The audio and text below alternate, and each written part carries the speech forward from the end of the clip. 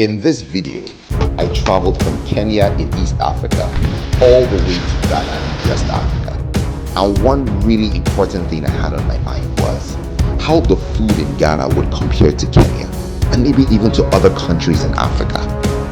Right now, in this video, I am going to show you how to survive and explore eating totally different foods when you get to a whole new country. And I'm going to do it with the mindset of Ghana and Kenya and just go wild about this. So if you're looking forward to getting how to settle into a Ghana or other countries on a total different menu and food, this is what you've been waiting for. Let's jump into it. Let's hit some of the streets and the restaurants and let's see how I survived 24 hours in Ghana. Just off for street. I've been here for a while and I never eat Nigerian food when I travel. I always eat local food. So I'm going to try to explore this Ghana, right? And I did a video the other time looking at Nigerian street food, but this is like local food, right? So let's see what Asanka Locals is. Food industries are becoming big, you know, so let's see what's happening in here.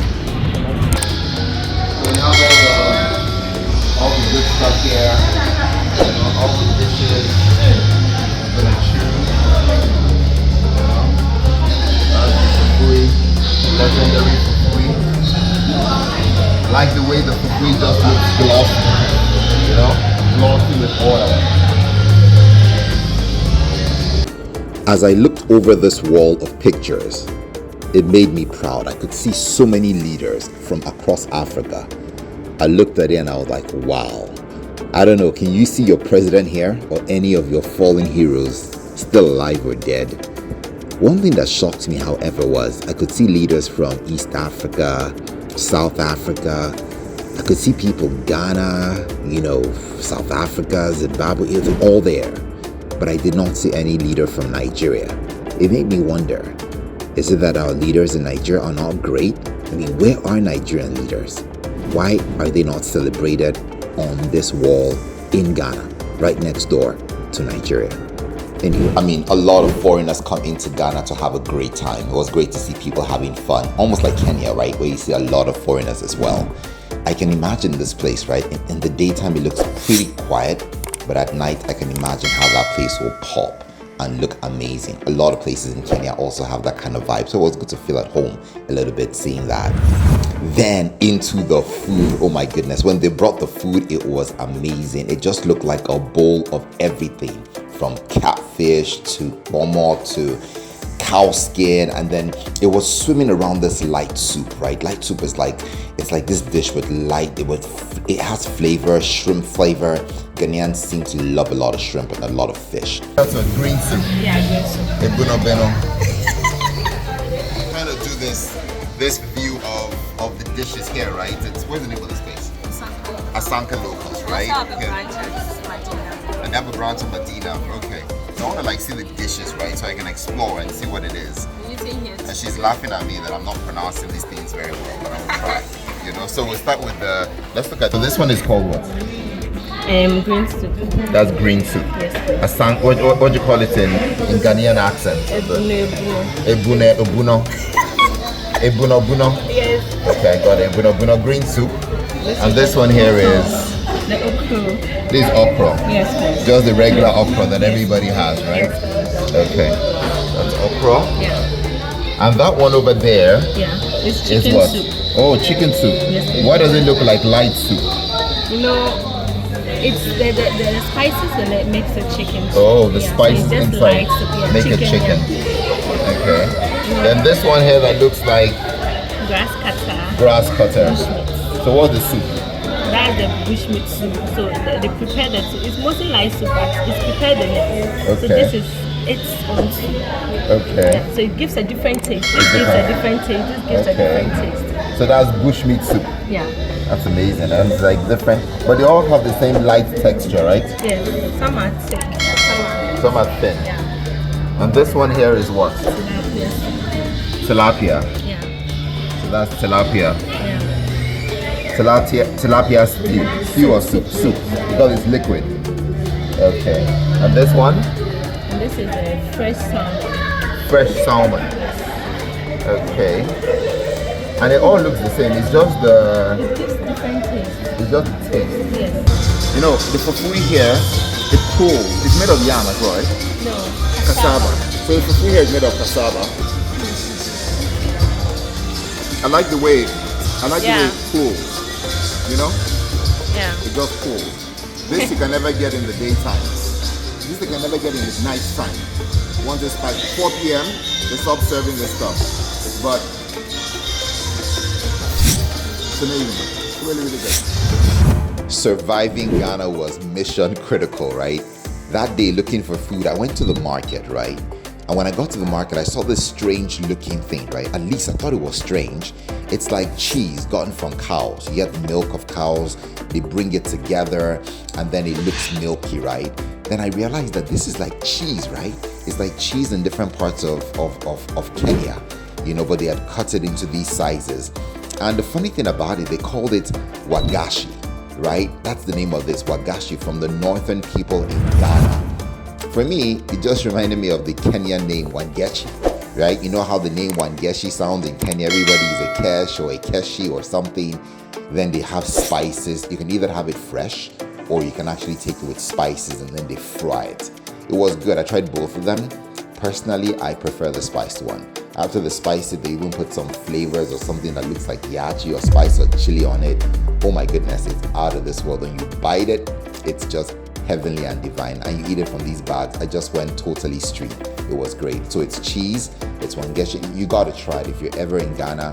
This is one of the things you might find familiar. This is also exists in Nigeria, by the way. This is almost like your wara or your cheese from cows from people in the north or Kwara State.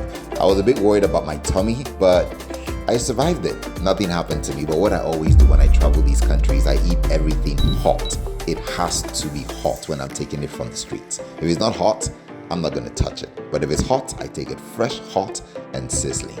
You know, of course, I saw plantains by the roadside, you know, fish, you know, and they had yams as well. You eat them together. You can actually sit by the roadside and actually opt to eat these things, right? It was not so different from Kenya. I mean, the fish I could relate with, right? Just that in Kenya, we fry the fish. You can get grilled fish in Kenya as well, but we normally like to grill our fish, right? And grill it and have it with tilapia grilled with your sukuma wiki and your food, generally with your ugali. But here, people that are roasting fish by the roadside, you're like, whoa. At least that was something familiar coming from Kenya that I could relate with. It was good, you know. One thing that shocked me from Kenya, I mean, there was plantains being roasted by the roadside, right? In Ghana, in Kenya, you see a lot of bananas. People love bananas. You see it by the streets. People sell and eat bananas. But plantain is not necessarily big. Only if you go to like Mombasa, the coast, or you bring it from Uganda. But you don't see a lot of plantain. But in Ghana, you see all of this plantain by the side, roasted. It's delicious. It's sweet. It's filling. It was good. And it looks really good. It was like grilled bananas, right? I also recognized it from Lagos or from Nigeria. But the only difference in Ghana, they slice their boli or their plantain. This is called boli in Nigeria. But in Ghana, they slice it into like different portions, almost like how we fry it in Nigeria, but they slice it and grill it. Maybe they wanted to get faster. But yeah, it was a bit strange, but I could relate with it. So this was something I could eat and I had a good time. It was great. And the lady was amazing. I chatted to her. She was amazing, amazing lady. The streets in Ghana looked amazing, you know, quiet, not a lot of traffic. If you go to like Nigeria and some streets in Nairobi, it looks very traffic filled. But Ghana, I can live there, right? It feels peaceful. You see quite some cars, but it flows. It has a flow that goes through, which is quite good. Now let's get into the Osu Market. Osu Market is one of the biggest food street markets. It pops at night. In the daytime, things happen there, but at night, it's a different feel. People go in there to eat all sorts of street food, from fish. You know, you see kids just having a great time. You see like everybody has a name for their store, and it's displayed at night just in your face. Almost like the Asanka Lupa style, but now it's actually in the street. You know, and you see, it was just a great time. People having fun. The lights were bright. They had these white fluorescents. There were fruits, you know, in the marketplace. I just had a great time. Then there was this fish I saw. This is like, In Nigeria, they call this Titus. You don't see a lot of this in Kenya. You know, in Kenya, the fish is more tilapia, the bony kind of fish, but you don't see like mackerels and all of that in Kenya. So this was a different experience, and it was fried in oil. And people don't throw away the head. The head is a delicacy. As a matter of fact, you pay a little bit cheaper for it than you pay for the tail, but it is amazing. It was good. Look at that. It was just, it was great. I had a great time in this market. The people were friendly as well. Nobody obstructed you. I had an amazing time. So it comes with banku and kenke, so everything. So I can choose whether I want kenke or I want banku. Which one is better with it? Banku or kenke? You prefer kenke? She says she's the guy, she prefers kenke, so maybe I should try the kenke. That's the sour one, right? That's the one that's sour. It's a bit fermented. Okay, I think I tried it. We cooked it a couple of days ago, so we're gonna definitely try that. So she says she's gonna give me pepper with the kenke, right? So the kenke goes with the fish. Okay. So do you always eat kenke with just pepper alone, or sometimes they can go with okra? Okay, which is better, with pepper alone or with okra? I prefer kenke with shito alone. With shito alone? Yeah. That's what you're giving me now to try, and you like it? Okay, we shall do that. This fish, what do they call this fish here? Mackerel, not Titus. No. They call it mackerel. In Nigeria, they call it Titus, but it's a mackerel. You guys just call the full real name. We take the shortcut because of that Titus sardine that we used to have. Here has the name of a store, Namerli Yellow Rubber. I think this one is called Atway. Taste and see. Well, we shall taste and see. Now, into the food that I ate. When I got there, I was spoiled for choice. Then I thought to myself, you know, let's try panku and tilapia, a really big dish. And over in this place, they serve it in leaves, right? There's something about leaves. Even in Uganda, people are crazy about these leaves. In Nigeria, people use it for moi moi. Over there, they're serving their panku, and they're even serving it in leaves. I'm like, geez. What's that one? Okay, that's the sauce.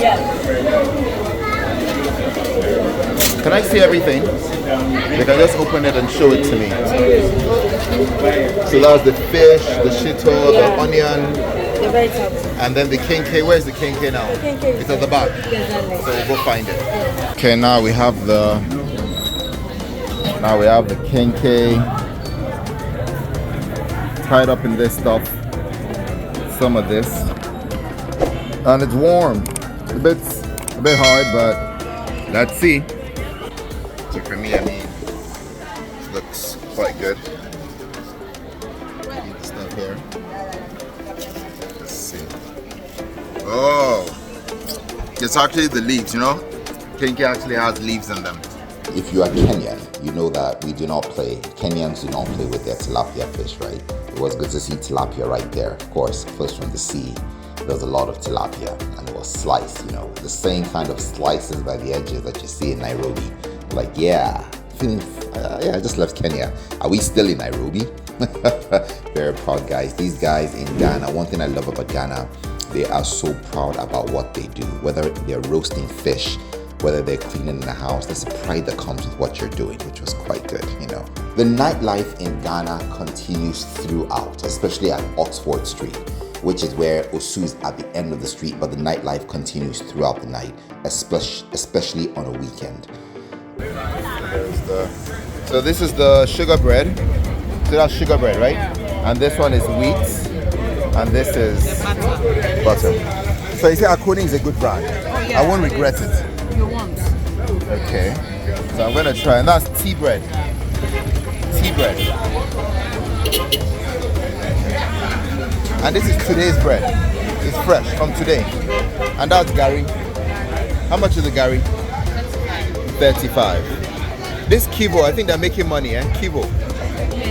Okay, shoot. Take care, darling. Have a good night. Thank you for your advice. If you're visiting Ghana, I think 24 hours is so short. There's so many things to do, so many kinds of foods to try. I think you're going to want to extend your stay. In 24 hours, this video gives you a full view of everything you want to try to do and eat in Ghana. Guys, if you've not subscribed, if you have not done any of the good stuff, subscribe to the notification bell. Let's do it. We put out these videos to help out people across the world that are traveling or itching to explore knowledge about other countries.